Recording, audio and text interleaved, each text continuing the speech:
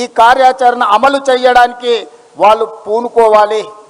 అదేవిధంగా శాసనమండలి సభ్యులు, పార్లమెంట్ సభ్యులు క్షేత్రస్థాయిలో తిరగాలి. ఈరోజు 15 మంది ఏదైతే మంత్రులు ఉన్నారో హైదరాబాద్, సికింద్రాబాదులో ఉపాధి హామీ పథకం ఉండదు.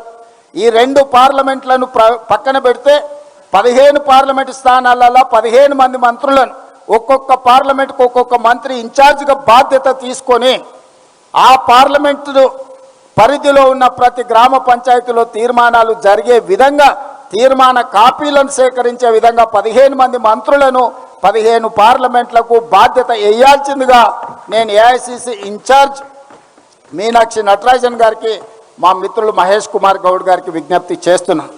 20 తారీఖు నుంచి 30 తారీఖు లోపల జరగబోయే గ్రామ సభలు జాతీయ ఉపాధి హామీ పథకాన్ని పునరుద్ధరించడానికి అవసరమైన తీర్మానాలకు 15 పార్లమెంట్లకు 15 మంది మంత్రులను మీరు బాధ్యతలుగా నియమించండి. పార్టీ పరంగా, ప్రభుత్వ పరంగా నేను ఆదేశాలు ఇస్తా, పార్టీ పరంగా మీరు ఆదేశాలు ఇవ్వండి, వాళ్ళ బాధ్యత. అదేవిధంగా పార్టీ శ్రేణులు స్థాయి ఉన్న నాయకులను, ఎన్ని మండలాలు ఉన్నాయో ప్రతి మండలానికి ఒక నాయకుని మీరు అపాయింట్ చేయండి. జిల్లా స్థాయి నాయకులను, రాష్ట్ర స్థాయి నాయకులను, జాతీయ స్థాయి నాయకులు కూడా ఈ కార్యక్రమంలో పాల్గొనాలి. ఒక్కొక్కరు ఒక మండల బాధ్యత తీసుకోవాలి.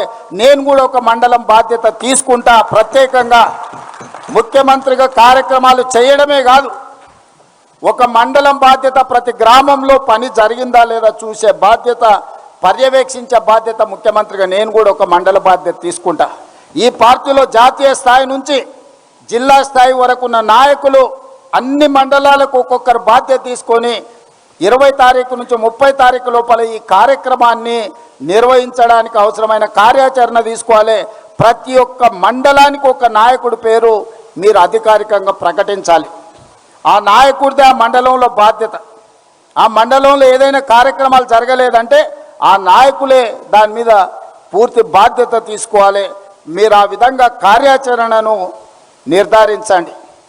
అదేవిధంగా ఫిబ్రవరి 3 తారీఖు నుంచి 9 ఉమ్మడి జిల్లాలు ఉన్నాయి మనకు.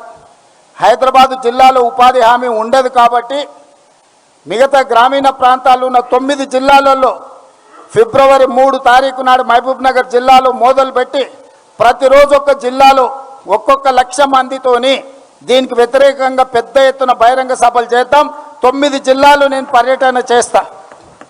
ఫిబ్రవరి 3 తారీఖు నాడు మొదలుపెట్టి 9 జిల్లాలల్లో నరేంద్ర మోడీ గారి యొక్క దుర్మార్గమైన ఆలోచన, పేద ప్రజల యొక్క వ్యతిరేక చట్టం, రైతు కూలీలను కట్టు బానిసలుగా మార్చడానికి చేస్తున్న ప్రయత్నాన్ని తిరస్కరిస్తూ 9 జిల్లాలల్లో పెద్ద ఎత్తున సభలు పెట్టాలి.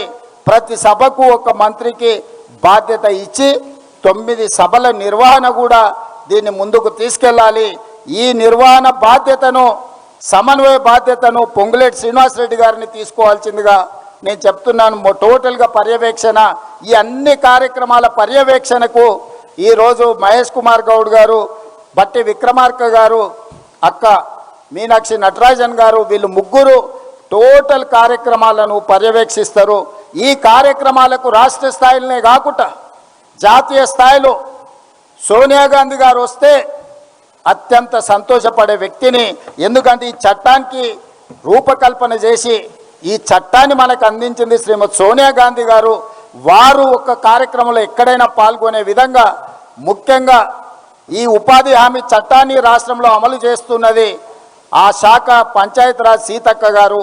సీతక్క గారి నియోజకవర్గ ప్రాంతంలో పెద్ద బహిరంగ సభ పెట్టి సోనియా గాంధీ గారు, రాహుల్ గాంధీ గారు, లేకపోతే ప్రియాంక గాంధీ గారు ఎవరో ఒకరిని ఆ సభకు మొట్టమొదటి ప్రాధాన్యత శ్రీమతి సోనియా గాంధీ గారు.